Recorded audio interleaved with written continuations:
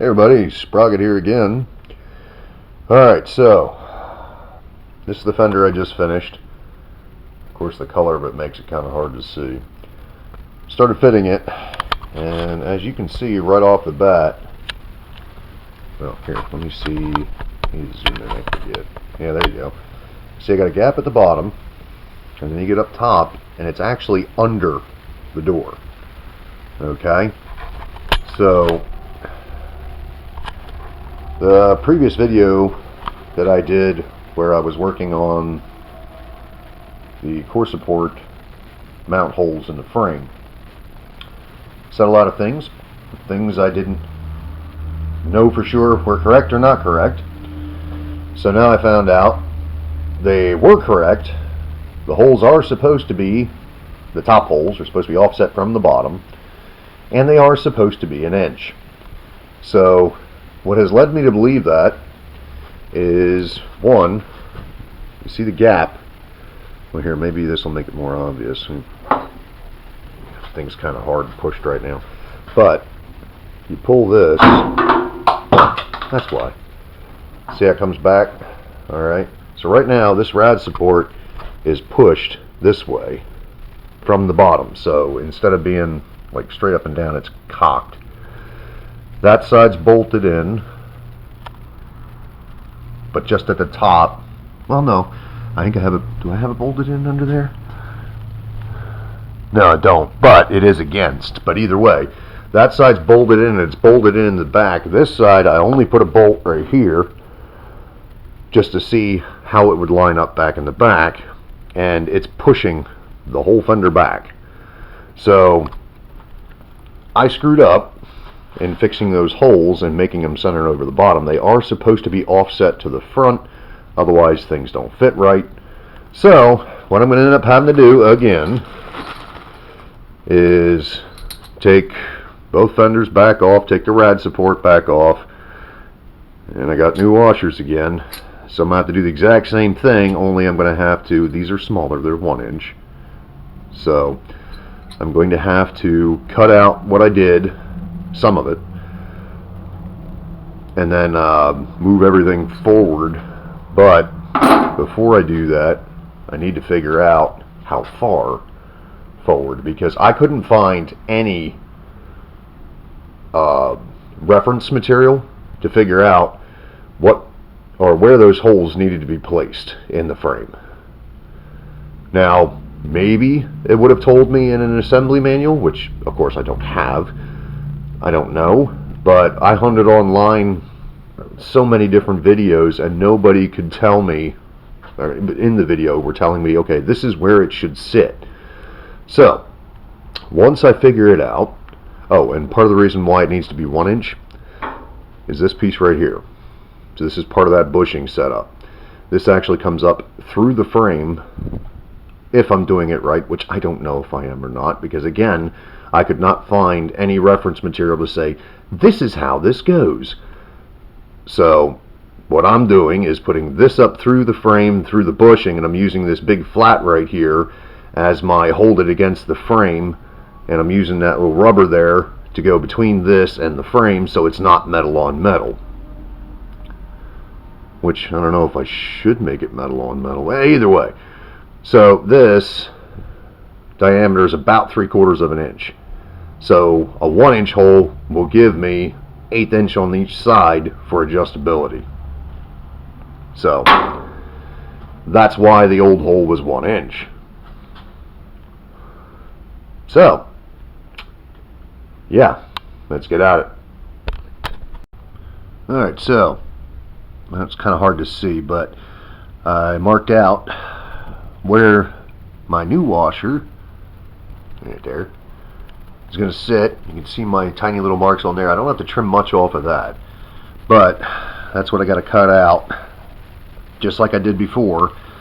Best I can figure out, I was watching my other video to see where the location of the hole was versus the front of this frame horn, and I don't know, it's really hard to tell because the perspective is different, but I'm going to go with this because of what I know of how things fit and how much more forward I need with this in order for things to, at least with the fenders, line up better.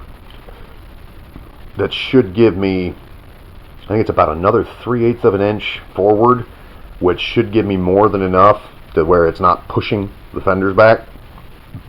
So that's what I'm going to do.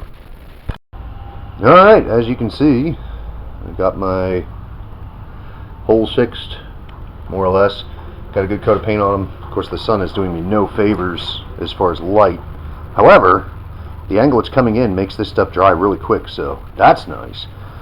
So what I'm going to do at the end of this video, once I put everything back together, you know, put the rad support back on here, put the fenders back in, before I do all that, I'm going to take a measurement of this, and once I do that, I'll write that down, and at the end of the video, once I fit everything back up, if it fits good and gives me the adjustment that I need, I'll go ahead and let y'all know what that measurement is. I'm not sure if I'm going to do it from the end of the frame form or from this flat here. One of the two, or maybe both, I don't know. But that's it for today, because I got to get ready for work, so I will see y'all tomorrow. Well, looks like, best I can guesstimate, it's about 2 1/4 from the end of that. Just hard to see, but center of the hole, 2 1/4. Let's see if I was able to eyeball it the same on both sides. Yeah, pretty darn close. Yep, down 2 1/4. Again, from the end. So they're even. Now let's see if they actually are correct. Alright, well, you can see I have everything sitting on here now. Everything is just mocked up, so you can tell I definitely have some work to do.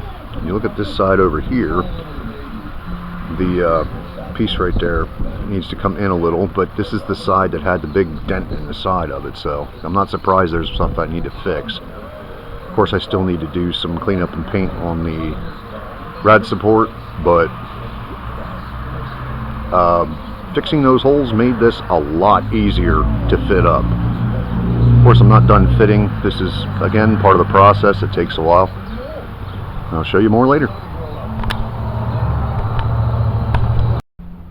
As I said previously, we're back to working on windshield area. I think I've got this as good as I care to get it.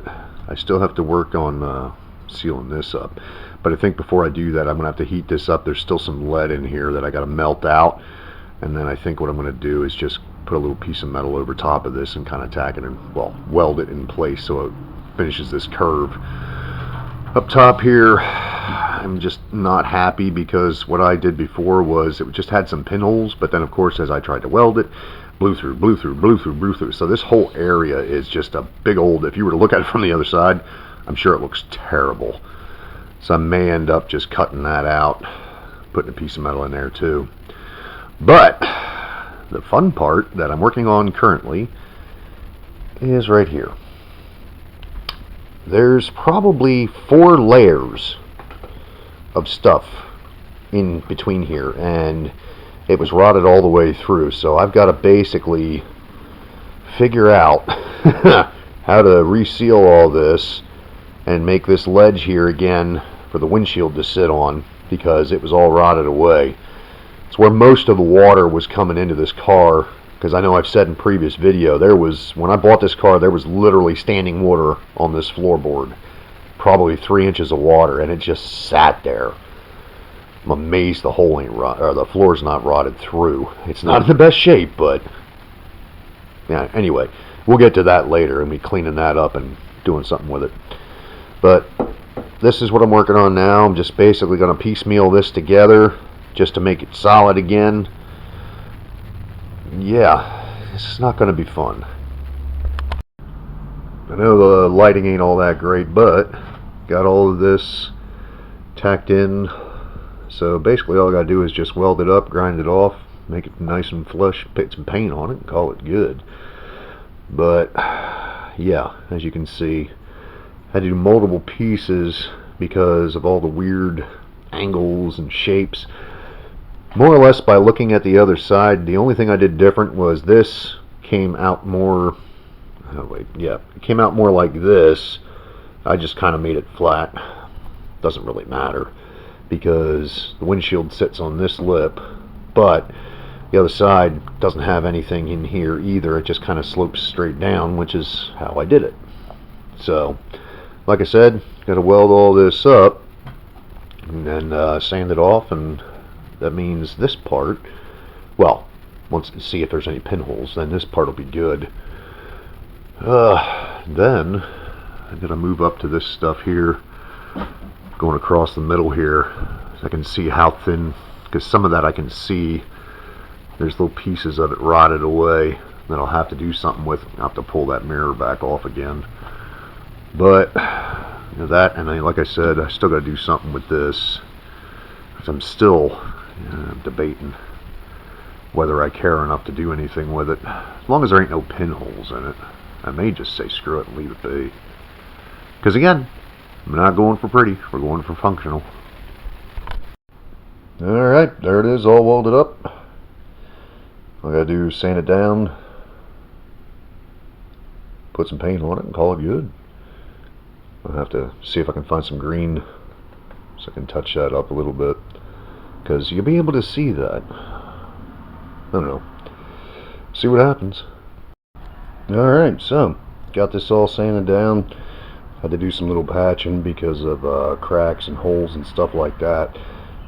This here is going to get filled with sealer, and pretty much all down this edge down into here you can see there's overlapping of metal.